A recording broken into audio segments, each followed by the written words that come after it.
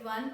I'm going to teach mathematics for class 12 and I will start from second chapter. As far as first chapter is concerned, I taught that and uploaded all my videos in my Facebook page. So you can study first chapter from my Facebook page and you can find it in Facebook. My profile is Namgyal Sikki. So there you can find all the videos related to first chapter. So from second chapter I'm going to teach here. Okay, so that is in Namgyal Sikki. You can find all my videos on the first chapter.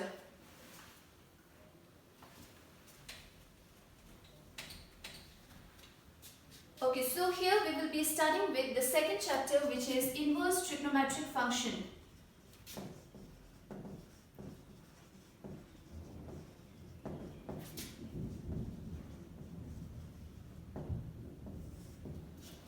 And to understand this chapter, we need the concepts of trigonometric functions which you had learned in class 11 and the bijectivity of a function that we learned in the first chapter. Okay, so if I do a quick revision on the things you had learned in class 11, which I'm going to use it here in this chapter.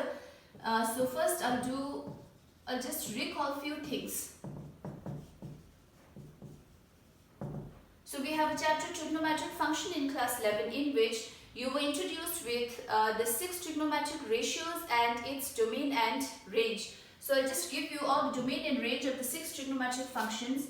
So when I have a function sine, we know that the domain of sine is set of all real numbers. Domain means, what do we mean by domain? Domain means it is set of all x at which the function is defined. So sine is defined for set of all real numbers, which means if you take any real number, when I write sine x, now this x can be any real number, okay? So if I take sine of 1, sine of 90, sine of 100, sine of 120, sine of 300, sine of 1000, sine of any negative real numbers also, sine of -5, sine of -6. So for all such real numbers, you will get a defined value of sine.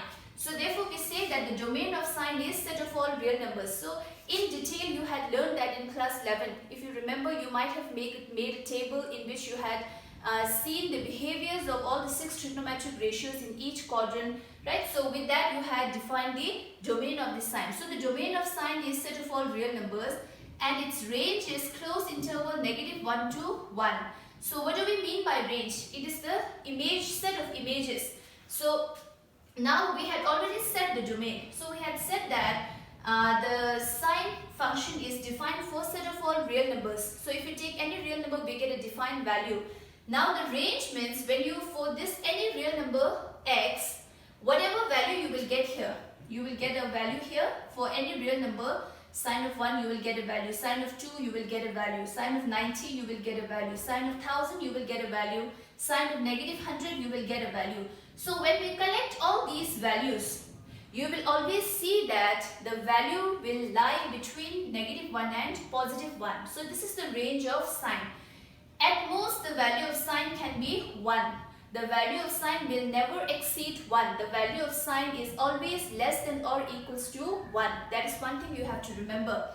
And also you will see that the value of sine is always greater than or equals to -1. The value of sine will not less than -1. So somewhere if you see sine of x is equals to 3, this equation is incorrect. It is not a valid equation. Okay, so always remember that for any real number x, the value of sine has to be always less than or equals to 1. At most the value of sine can be 1, but it will not exceed 1. Okay, similarly if I write sine of y is equals to -4, this equation is also incorrect. Okay, because the value of sine is always greater than or equals to -1. So this is the domain and range of sine. Similarly for cos, the domain is set of all real numbers. The function cos is defined for all real numbers and its range is also closed interval -1 to +1.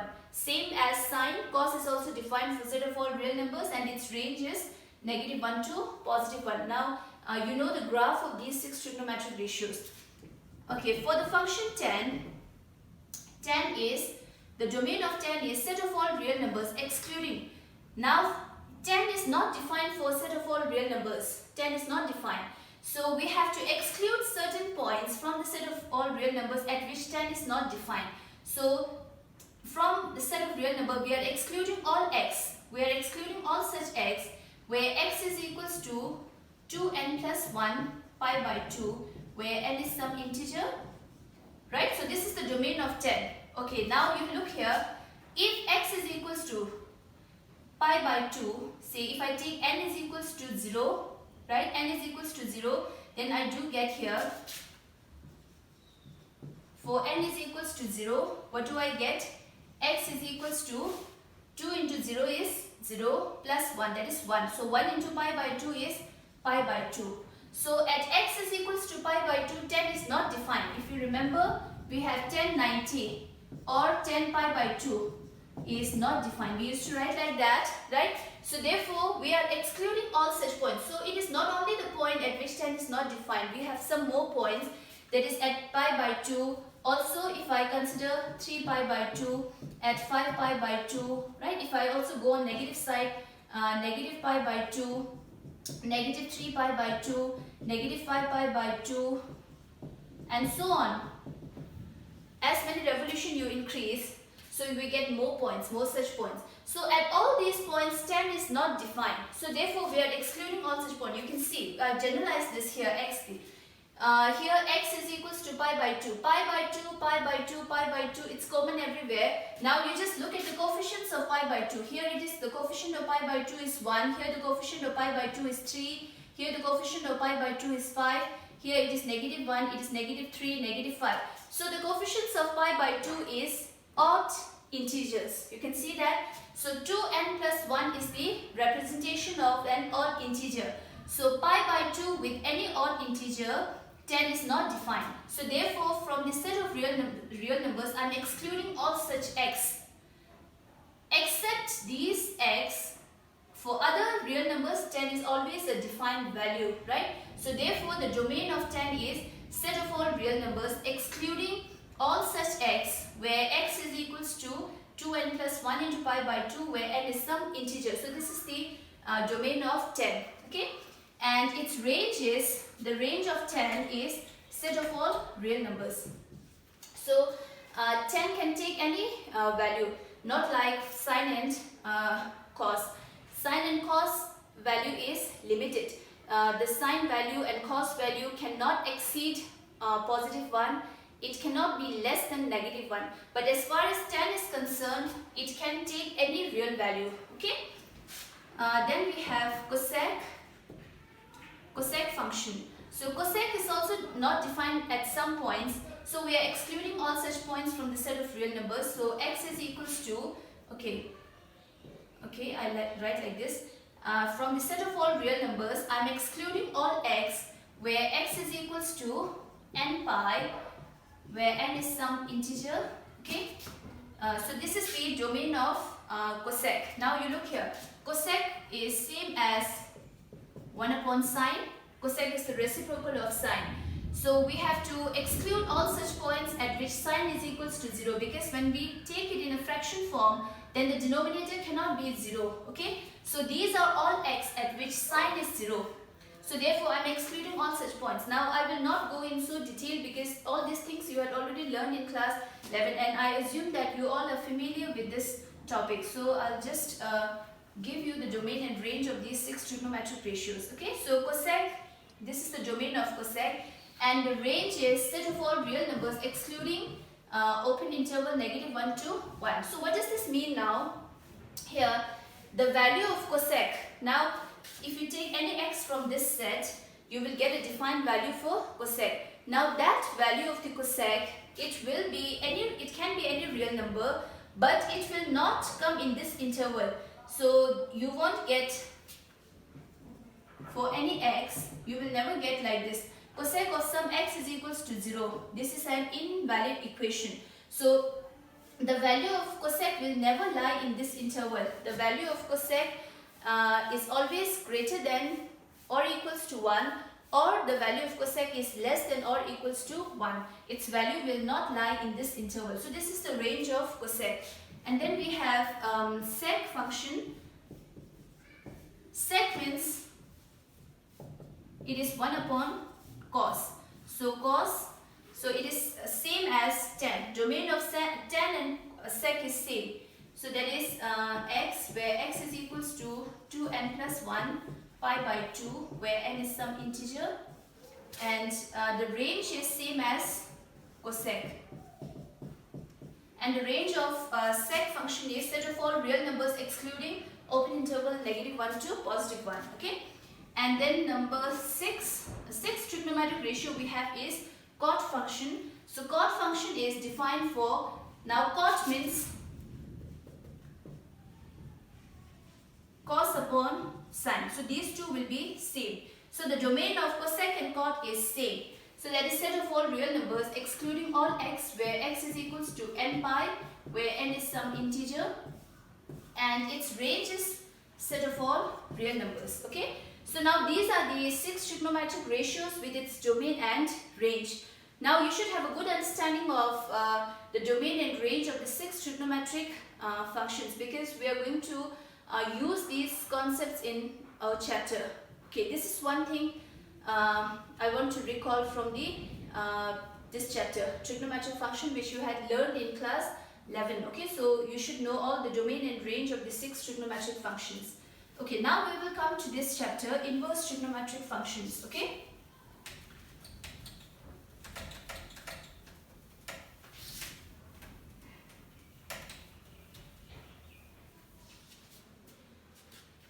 Okay, now if I consider my function f,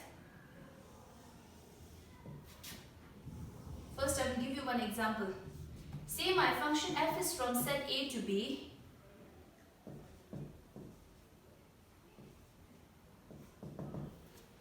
If I consider my function f is from set A to B, do you remember invertible function? Okay, so invertible function, that is in first chapter. So those students who had not studied first chapter, please first you should have an understanding of the concept of invertible functions to define inverse function. Okay, inverse trigonometric function. So first you need to learn that. Okay, then only you will be able to understand this concept. So now we have f is from set A to B. Now I suppose that f is invertible function, which means f inverse exists. So then what do we have? F inverse, f is from set A to B, f inverse is from set B to A. This is what we had seen. Okay. So now if I consider x over here, I'll get an image here that is f of x. Also we write it as y. Okay. If I take an element y here, under this function I get its image in this set, that is f inverse of y, which you can denote it by x. So this is the relationship between the function and its inverse. Okay, so function f, it goes from f a to b, and f inverse, it goes from b to a. Okay, now in first chapter we had seen that every function is not invertible. For every function f, you cannot find its inverse. So the function to be invertible, it has to satisfy a special condition. That is, if you remember, we said that f is invertible if and only if f is bijective. Do you remember this?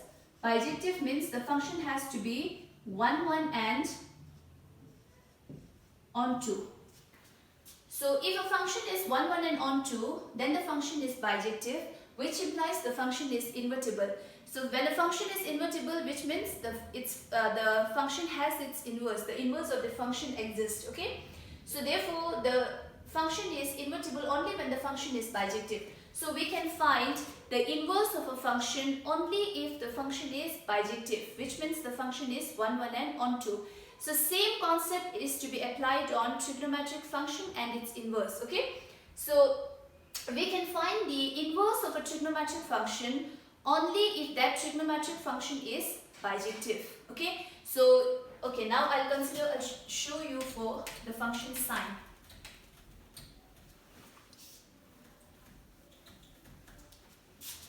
Okay, now if I consider my function fx is equals to sine x. Okay.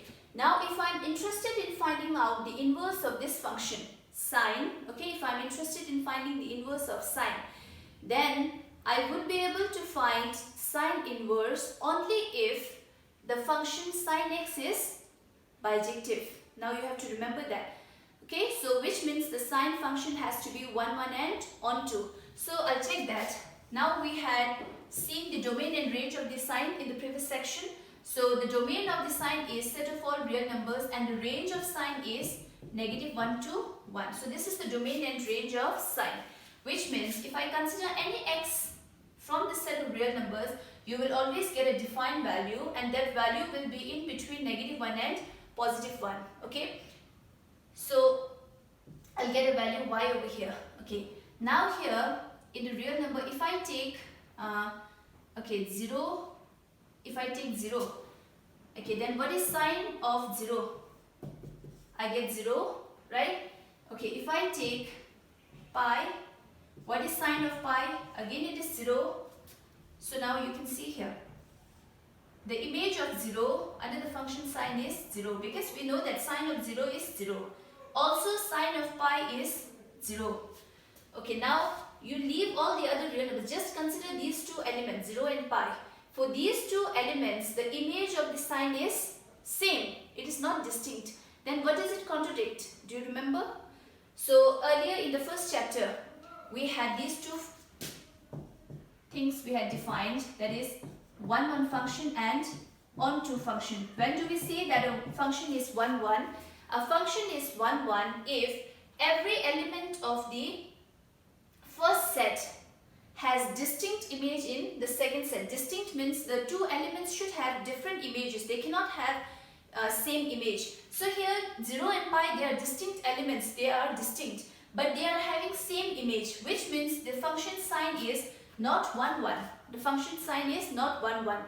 If the function is not 1, 1, if sine function is not 1, 1, then the function will not be a bijective function.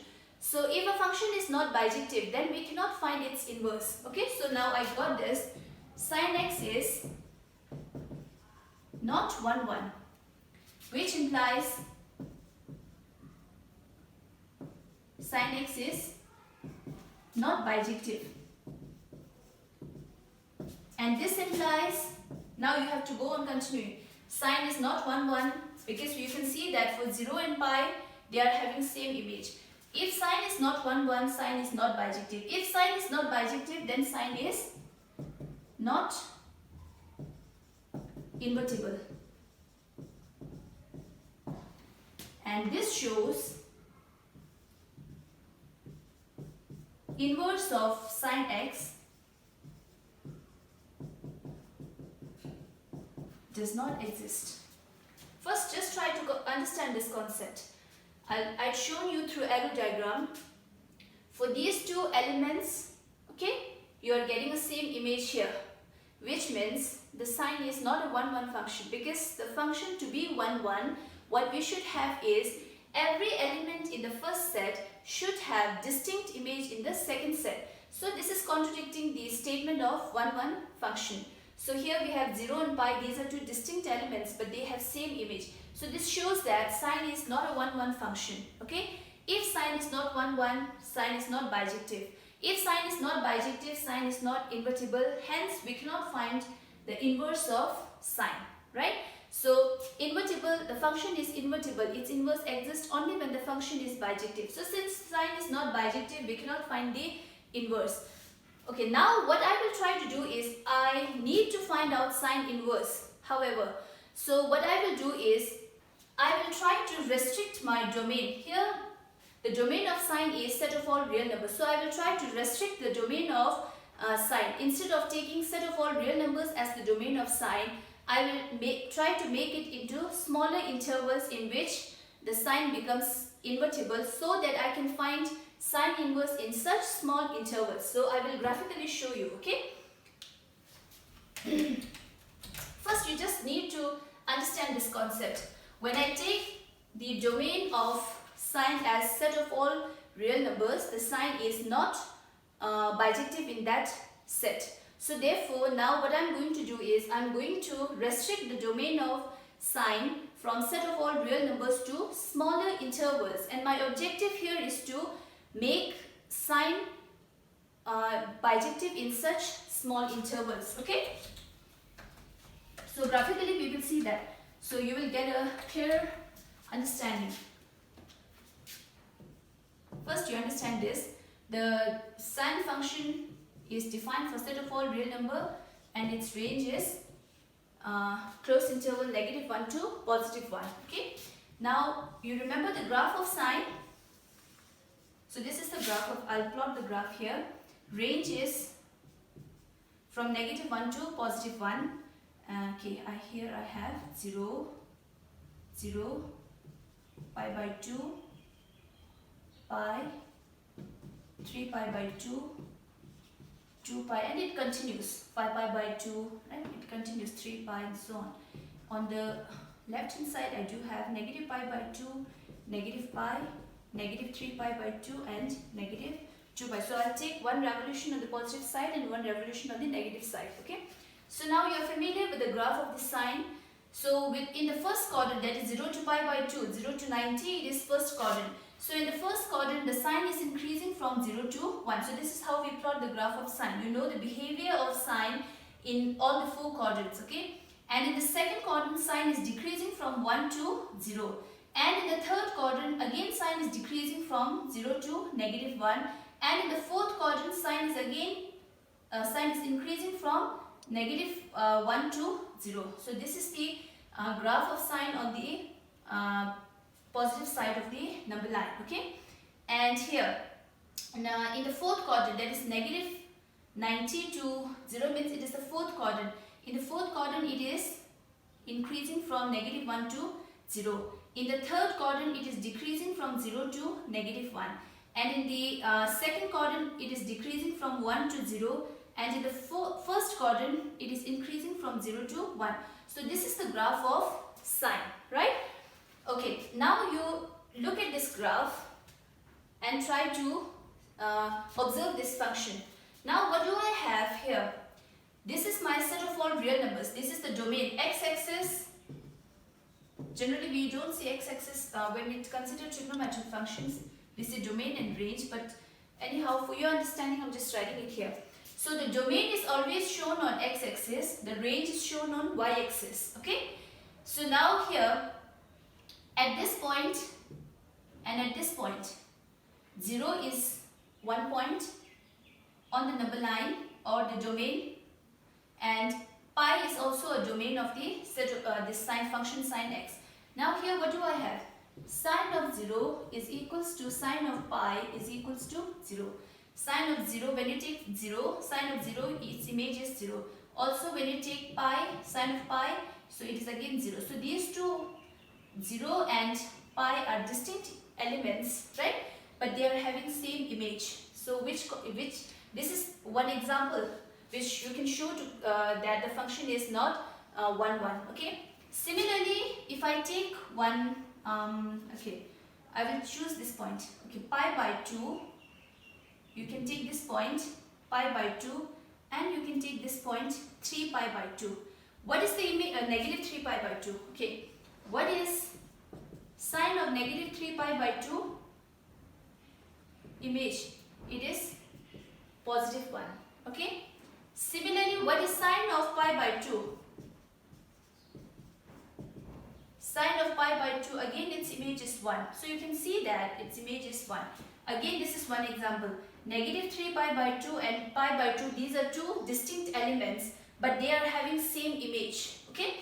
So therefore, from this, what I mean to say is, if you consider the set of all real numbers as the domain of sine, then the function does not become bijective. Hence, we cannot find the inverse of function sine. So now what I'm going to do is, instead of taking set of all real numbers as the domain, I'm going to now restrict the domain of sine into smaller intervals, in which I can say that the sine is bijective. And the function to be bijective, it has to be 1, 1 and onto. So you should be clear with the concept of 1, 1 function and onto function. So now if I restrict my interval, just give me a minute. Okay, if I restrict my interval from 0 to pi, if I restrict my, instead of taking set of all real numbers, if I restrict my interval from 0 to pi, then what happens? Now we will check within this interval does this function becomes bijective, which means does function sign becomes 1 1 and onto. We have to now check that. Okay, so you can see that at 0 and pi they are having same images, so therefore the sign is not bijective. Clearly you can see that. Similarly, if I take one point here and if I take one point here, at these 2 points, hope it is visible to you, at these 2 points, what is the image of this point here? What is the image of this point here?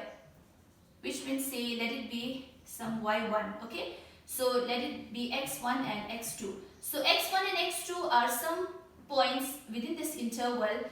These two are distinct elements, but they are having same image, right? So which means again this function is not bijective in this interval. So we cannot find the inverse of sine in this interval. We cannot do that. Now you have to think of other interval. Okay. Now what I will do is, if I consider another interval, say if I, okay, now 0 to pi, this interval is of no use, so I'm just going to rub that. Okay.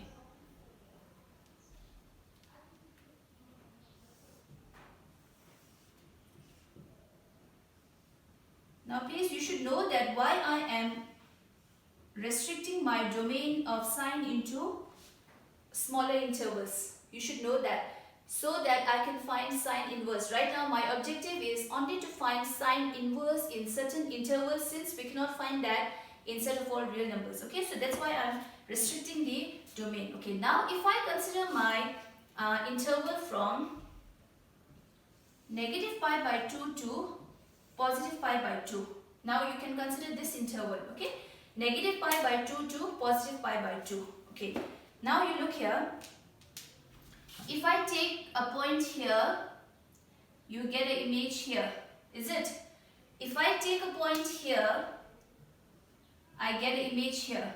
If I take a point here, you get an image here. If I take a point here, it's images here. If I take a point here, you get an image here. If I take a point here, you get an image here. So now you can check within this interval, negative pi by 2 to pi by 2, if you take any point on this interval, you will always get a unique image, right? Unique image or distinct image for all the points. So therefore in this interval the function becomes 1 1. You can see the graph is not overlapping, okay? It's not, for every point you can find the distinct image, see, in this interval. Similarly, now the function to be 1, the function is 1 1. Okay, now we have to see whether the function is onto or not, because the function to be bijective, it has to be both 1 1 and onto. So now we will check whether the function is onto. Okay, now for onto, you remember the definition of onto function? For onto function, what we should have, every element of the second set B. B means the second set. That my function f is from set A to B. So every element of set B has some pre-image in A, right? So every element of set B has some pre-image in set A. So now B means the set of range. So now if I consider a point here, you get an image here. If I take a point here, you get a pre-image here, sorry. If I get a point here, you get a pre-image. So you can see that for all the range, any point if you take, all the points are having image, pre-image, right? So therefore in this interval, you can see that the function is both 1 1 and onto, right? Hence the function becomes bijective in this interval. If the function is bijective, then we can find sine inverse within that interval. So now I'm just repeating the things. The function, when you consider the domain of function sine as set of all real numbers, then in that real number the function does not becomes bijective, and hence we cannot find the inverse of sine. So therefore instead of taking set of all real numbers, to find sine inverse, I am restricting it into smaller intervals, because in such intervals I can find sine inverse. So that in such intervals I can make the function sine inverse bijective, and I can find inverse in such intervals. So this is one interval. Okay, now I'm going to list all the intervals. Okay, now you will get so many such intervals in which sign is bijective. So one of the interval we got, that is negative pi by 2 to pi by 2. Now the interval is closed interval, you have to remember. Okay, so this is one interval in which sine inverse can be found, right? Okay, again I can take pi by 2 to 3 pi by 2. Now you should have graph like this. Okay, so in this interval also this pi by 2 to 3 pi by 2 sine inverse will exist, because at every point on this x-axis they will have distinct image, and also for all x on the range you will get its pre-image, right? So another interval we get here is pi by 2 to 3 pi by 2. This is one more interval. Okay, then you keep on repeating. Then we have here 5 pi by 2. The graph of sine will continue like this. So again in this interval, 3 pi by 2 to 5 pi by 2. Again we can find sine inverse, right? Similarly, if I come on this side, okay, negative pi by 2 to pi by 2 I've written there. Then we have here negative 3 pi by 2 to negative pi by 2. In this interval also function sine inverse exists, because in this interval we can find its inverse, right? So one more interval I have got here is negative 3 pi by 2 to negative pi by 2. Now you remember that all the brackets are to be used as closed interval, because all these points are to be included, because sine is defined at all these points. So you have to include all these points. Similarly, now the graph continues like this. Here if I extend, this point will be negative 5 pi by 2. So one more interval if I write is negative 5 pi by 2 to negative 3 pi by 2, right? So if you keep on generalizing this, you will get such more intervals. Okay, so in these intervals, these are the intervals which are restricted from the set of all real numbers, so that we can find sine inverse. So now if I consider this interval, within this interval the function sine is 1 1 and on 2, which means the sine is bijective in this interval, hence it is invertible, and sine inverse we can find out in this interval. Similarly, in this interval sine is invertible. For all these intervals sine is invertible. So these are the restricted intervals from set of real numbers, and why we are doing this, that we should know. Okay, so that within these intervals we can find sine inverse. We had seen that if we take set of all real numbers, then we cannot find sine inverse. So to find sine inverse, we had restricted set of real numbers to these smaller intervals. Okay, now all these restricted intervals, you will get more. If you extend the number line, you will get more such intervals. Okay, so all such restricted intervals, these are called as the branch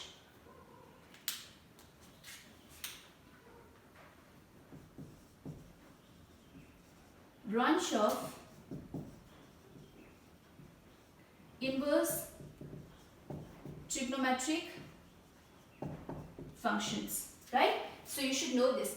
All the restricted intervals in which we can find sine inverse, all such intervals are said to be branch of the inverse trigonometric function. So these are the branches of inverse trigonometric functions. Okay, now within these interval, okay, out of these intervals, can you look for that interval in which first quadrant is included? First quadrant, you know, first quadrant is 0 to pi by 2. So in this or this or this, in which interval this first quadrant is included? Check.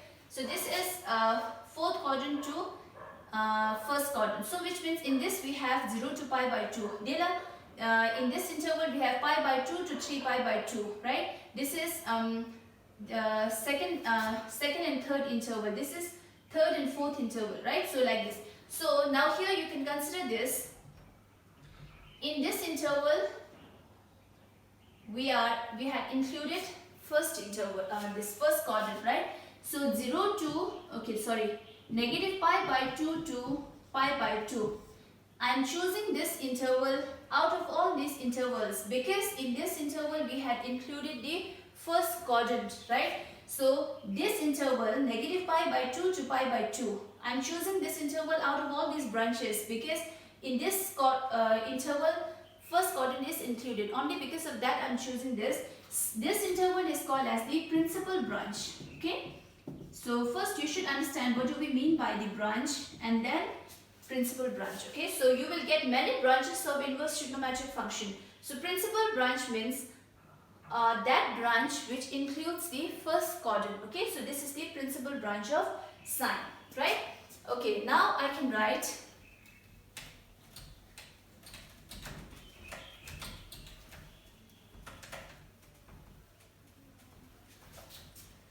now I can define sine inverse.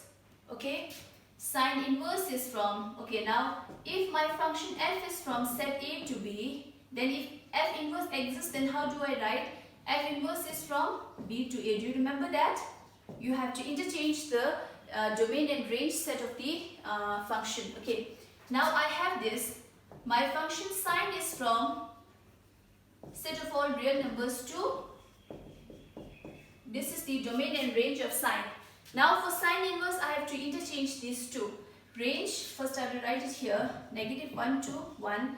2, if I write this, then it is incorrect. Okay, because we had seen that for the set of real numbers, sine inverse does not exist. Because when I take the whole domain, set of real numbers, then what do I get? Sine is not invertible in that. So we cannot find sine inverse. So therefore, I had restricted my domain of sine into smaller intervals. So here you can take any such interval, this or this or this, any interval you can write. But in a standard way, we always write the principal branch as the range of sine inverse. Okay, you can write -π/2 to π/2. Now you know what do we mean by the principal branch? That branch which include first quadrant. Okay, so that is to be considered as your principal branch. So now this becomes my domain of sine inverse and this becomes the range of sine inverse. Even if you write here this interval, it is correct. It is correct. Okay, but in a standard way, we always write the principal branch here, right? So principal branch and branch, you know the difference. Principal branch is also one of the branch which includes the first quadrant. So like this you will write. Okay. So similarly now if I consider, okay, I'll give you one more example for cos x. Now you know the graph of cos. Okay. Now I think with this example you will be clear with the concept. Okay. 0 to π/2, pi, 3π/2, 2 pi, and here I have -π/2, -pi, -3π/2, it's -2 pi, and this is 1 and this is -1. Okay. So the graph of cos, in the first quadrant it is decreasing from 1 to 0, again it is decreasing, then it is increasing. So this is the graph of cos, it goes like this. And here also the graph of cos, it is like this. Okay, so this is the graph of cos. Okay, now this is, you know how to plot the graph that you had learned in class 11. Okay, now you think of the branches of cos. Now again you can see that cos, what is the domain and range of cos? Cos is defined as set of all real numbers and range is -1 to 1. This is the domain and range of cos. Now if I consider set of all real numbers, then cos is not invertible on that, because you can see that at these 2 points they are having same image. At these 2 points 0 and 2 pi, cos is having same image. Its image is 1. So therefore the function is not 1 1. Now what do I have to do? It's same concept is to be used. We have to restrict the domain into smaller intervals. Okay, so now if I take this interval -π/2 to π/2, then what happens? Now you can see the graph.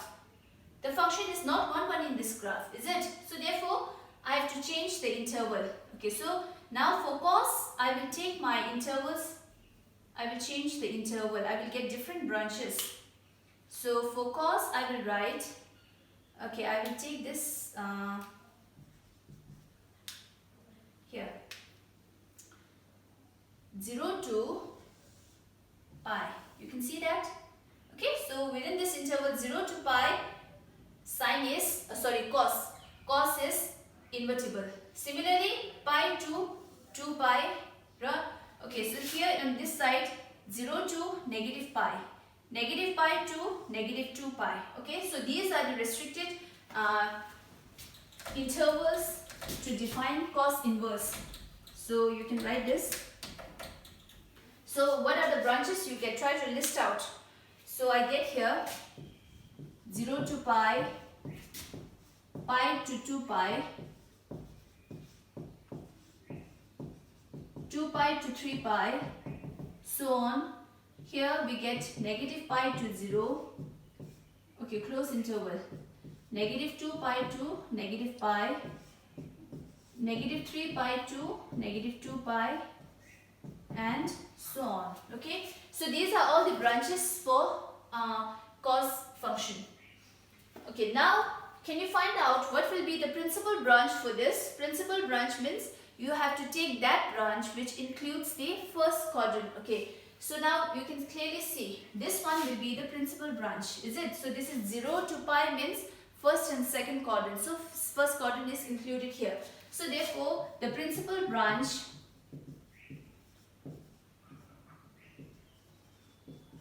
is 0 to pi. So this is the principal branch of cos. Okay. So now I can write it here directly. Cos inverse is from, okay, now I have to write this here. Now I will not write set of real numbers here because we have restricted it to smaller intervals. So that is, I will write here 0 to pi. So this is the domain and range of cos inverse. So likewise, we can define the domain and range for the other four trigonometric ratios: tan inverse, cosec inverse, sec inverse, and cot inverse. We can do that. Now I will do one more tan. For tan function I will do, and then for the remaining three, this is your assignment today to find the domain and range of the remaining three trigonometric ratios. Okay.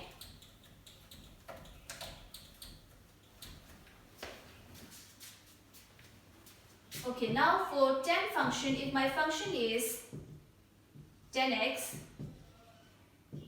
okay, what is the domain and range of tan? You know, it is set of all real numbers excluding all such x, where x is equals to 2n plus 1, pi by 2, where n is some integer, and its range is set of all real numbers. So this is the domain and range of tan. Now graphically we'll try to see.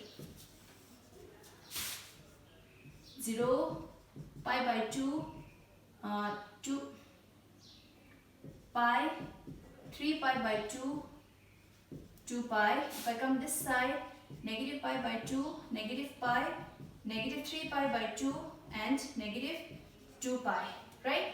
So this is the graph of tan. It goes like this.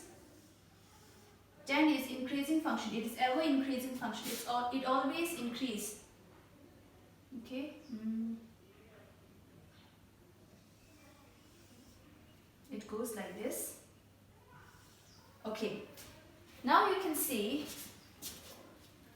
if I take a point here and if I take a point here, okay, this image, it is here, its image is here, and at this point its image is here, right? So can you look for any 2 points where the image is same? If I take one point here, say this is x1, and if I take one point somewhere here, say x2, are the images of x1 and x2 are same? Okay, this is the image of x1 and this is the image of x2, right? So x1 and x2 are distinct. They are distinct elements, but they are having same image, which means tan is not invertible. When I consider the set of all the whole domain as the set, then tan is not invertible. So now what I need to do is same as in these two cases. I need to restrict the domain of tan so that in such smaller intervals tan becomes invertible and we can find out tan inverse. Now our aim is only to make smaller intervals where tan becomes bijective. So now can you see, it's quite simple. Now if I take one interval, negative pi by 2 to positive pi by 2. Now within this interval, this graph is like this. So within this interval, the tan will becomes invertible. It is 1, 1 as well as it is on 2. So you can find out the inverse of tan in this interval. Similarly, pi by 2 to 3 pi by 2 you can find out. Now the only thing is we have, when I restrict the domain, okay, interval, when I take it smaller interval, one is negative pi by 2 to pi by 2. When I consider sign, we had taken close interval because these 2 points are to be included, okay. But here we know that 10 is not defined. We had already excluded all such points. These points are not there in the domain of 10. These are already excluded. So therefore, when you write the branch of 10, you have to use open bracket. Now be very careful with the brackets of subintervals of the real number when you take the brackets. Okay, so this is negative pi by 2 to pi by 2. Okay, then we have open interval pi by 2 to 3 pi by 2. Okay, so on. Then also we have here negative 3 pi by 2 to negative pi by 2. And then we have negative 5 pi by 2 to negative 3 pi by 2. 3 pi by 2 to 5 pi by 2. So you will get infinitely many such branches, okay, where you can find out 10 inverse. But for to get the principal branch, what we should have that interval which includes the first quadrant. So can you find out which interval is including the first quadrant? So this one. So this is the principal branch of 10 inverse. So I'm going to write it here. So 10 inverse. Now I need to interchange the range is set of all real numbers. So I will write it here. 2 open interval negative pi by 2 to positive pi by 2.